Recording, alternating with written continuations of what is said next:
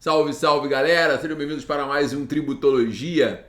E esse é o programa de número 226 que vai ao ar no domingo, dia 4 de agosto de 2024. Chegou o mês de agosto, o mês mais longo do ano, aquele que chega e não acaba jamais. Também acabou agosto, acabou o ano, né, pessoal? Mas vamos lá, sem mais delongas, queria agradecer o carinho, as respostas, a interação de vocês no Tributologia.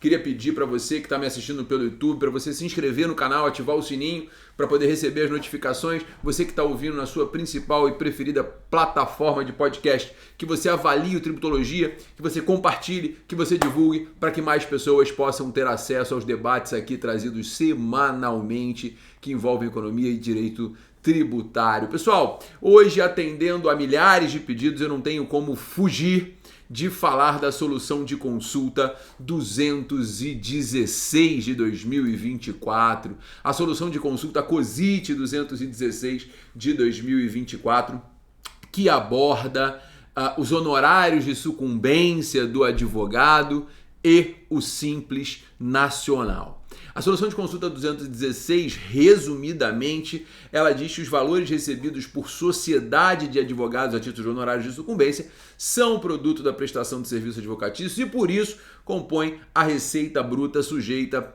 ao Simples Nacional.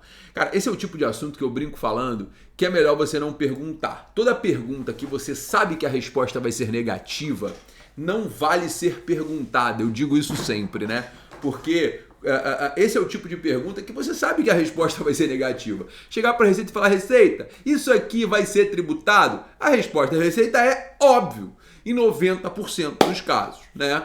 Mas esse caso ele é muito interessante, ele é muito peculiar e eu não tenho como deixar passar essa semana sem falar sobre esse assunto. Bom, o advogado, quando ele exerce a profissão dele, ele recebe os honorários contratuais, mas ele também recebe os honorários sucumbenciais.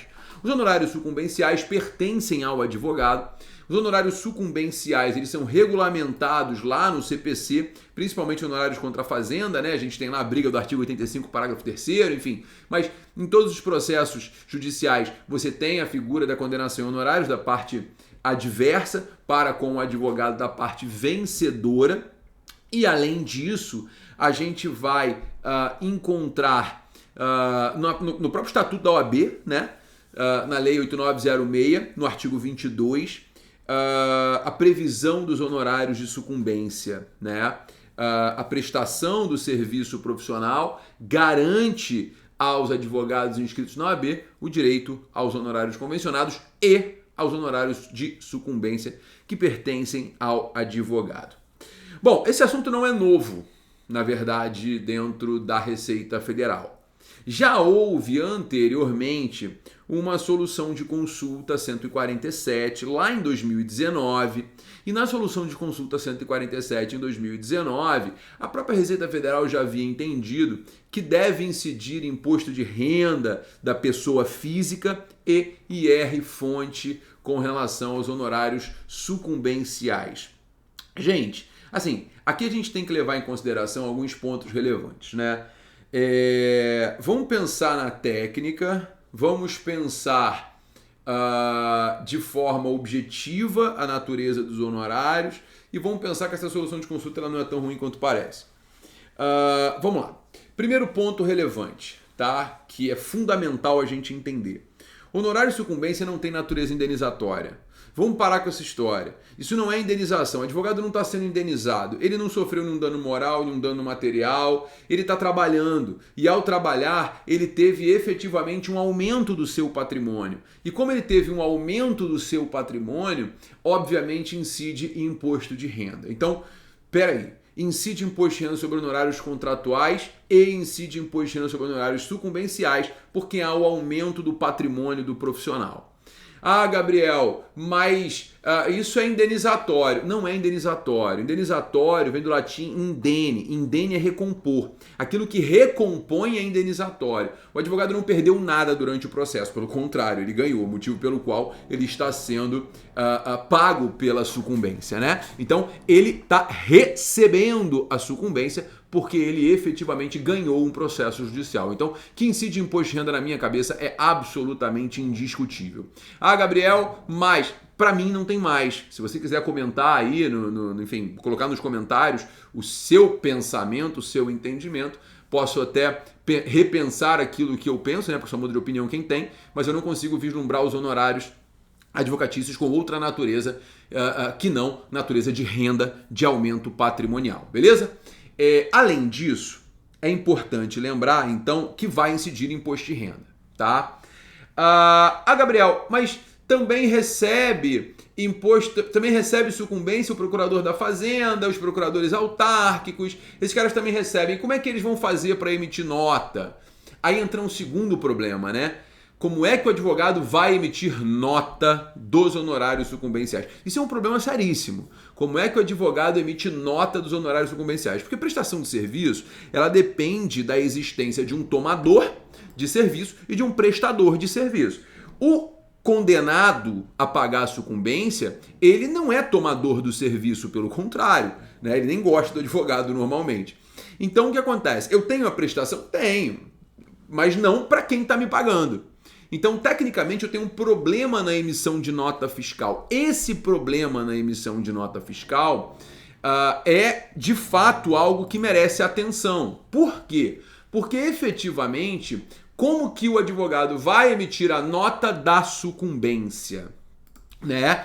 Esse assunto já foi objeto, lá em São Paulo, de muita discussão. Por quê? Porque o município de São Paulo, ele cobra ISS nos honorários de sucumbência.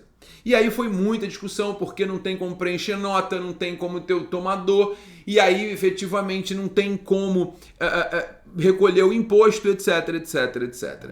O que acontece? O município de São Paulo, então, ouvindo todos esses questionamentos, né, o município de São Paulo, ele passou então a regulamentar a emissão de nota. Essa emissão de nota lá no município de São Paulo foi regulamentada também por uma solução de consulta da Secretaria de Fazenda, número 20 de 2022. Número 20 de 2022, tá? E aí que tá o ponto, né? Nessa solução de consulta, 20 de 22, o que o município falou é o seguinte: incide ISS. Então o escritório tem que emitir nota fiscal contra o seu cliente. Ok? O seu cliente. E aí você percebe que tem alguma coisa errada. A prefeitura, quando ela exige que o escritório indique o próprio cliente como tomador do serviço, isso é absolutamente impraticável, porque não foi o cliente que pagou. E o cliente vai receber uma nota fiscal contra ele de um pagamento que ele não fez. Então, é totalmente inexequível a solução de consulta 20. E aí, em 2023, a Secretaria de Fazenda de São Paulo editou uma instrução normativa, né? A instrução normativa número 4, lá de 2023, que passou aí sim a corrigir esse erro. Essa instrução normativa, ela passa a prever como que deve ser emitida a nota, que não é mais contra o tomador, tá? Que não é mais contra o tomador. Essa instrução normativa, ela vai prever o seguinte: a emissão faculta, né, a emissão de uma nota fiscal única por mês, com o total bruto recebido de honorário e sucumbência, né? E o contribuinte vai ter que preencher o valor total da nota, com o somatório de todos os honorários de sucumbência, a data da prestação, ou seja, o último dia do mês que foi recebido aqueles honorários, né?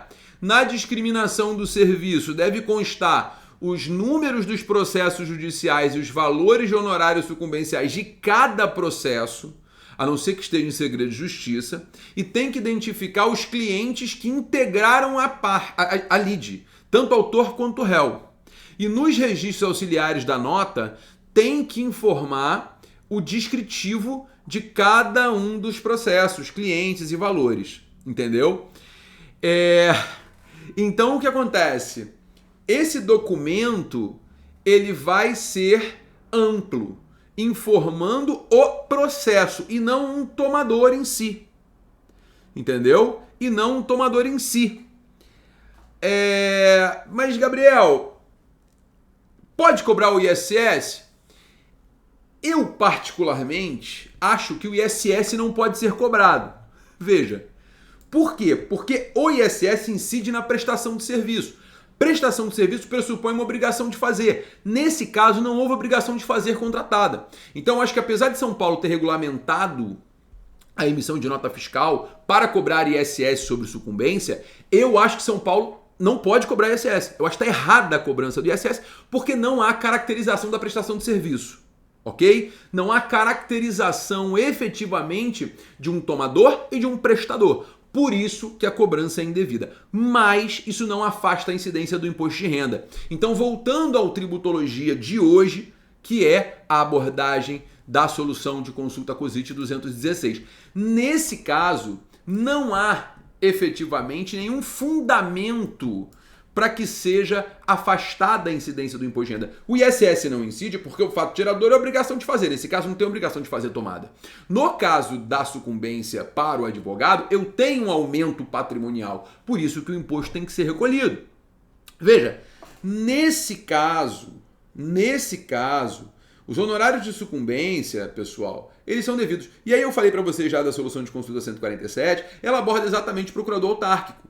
E diz lá, olha, os honorários de sucumbência que vão ao procurador autárquico, eles vão ser rendimentos tributáveis e são rendimentos de trabalho não assalariado. Porque não há vínculo empregatício. Então o cara vai tomar uma porrada na cabeça, vai tomar 27,5 lá. Entendeu? E aí eu te pergunto, no caso do Simples Nacional, como vai ser a emissão de nota? Isso eu não sei te responder. Tá? Isso eu não sei te responder. Tecnicamente, vai ser uma nota onde você não tem um tomador. Ou você vai colocar como tomador o sucumbente. Porque é ele que está pagando. Né? Quem paga é ele, então o tomador é o sucumbente. É o que eu consigo vislumbrar. Mas não é ruim essa solução de consulta. Sabe por quê? Tá bom, se você defende que não incide imposto de renda, ok, é ruim.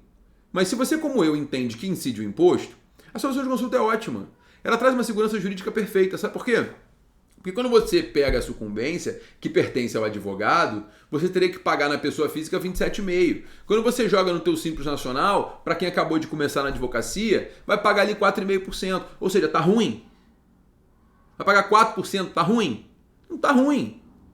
Sabe? Então, assim, você vai pagar dentro do Simples e vai receber distribuição de lucro. Cara, é muito melhor do que tributar na pessoa física. Então, veja, eu não sou contra, porque eu acho bom. Eu acho positivo que você inclua no Simples Nacional o valor que você recebeu a título de sucumbência no processo judicial. Por quê? Porque efetivamente esse valor que você recebeu a título de sucumbência, ele é um aumento patrimonial que em algum momento vai ser tributado. O autárquico, o procurador autárquico, coitado, tá tomando lá rendimento do trabalho não assalariado 27,5% na cabeça. Nós vamos ter uma vantagem. Joga no Simples, paga na tabela do Simples, distribui lucro isento. Então, não é tão ruim quanto parece. Não é tão ruim quanto parece. Mas nós temos um problema de ordem prática que é a emissão de nota fiscal. Que, repito, São Paulo resolveu. Mas eu entendo que o ISS não é devido. O imposto de renda sim. E aí você já tem mais uma pergunta para jogar aqui para mim, né? Gabriel, mas quando eu pago o Simples, eu pago ISS na alíquota do Simples. Aí é uma escolha sua. O Simples é opcional.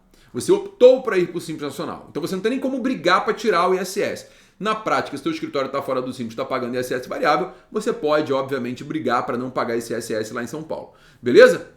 Então, gente, eu espero ter sido claro, porque eu abordei o assunto de forma muito ampla. Então, assim, Gabriel, você é contra a solução de consulta 216? Não, não sou contra.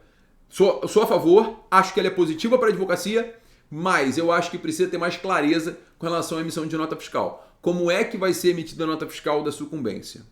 Quais são as regras para emissão da nota fiscal da sucumbência, uma vez que eu não tenho um tomador de serviço e o meu cliente não é o tomador de serviço, né? Porque não é ele que está pagando. Eu juro que esses fogos não tem absolutamente nada a ver, quem está assistindo no YouTube, eu juro que esses fogos não tem nada a ver, não foi programado.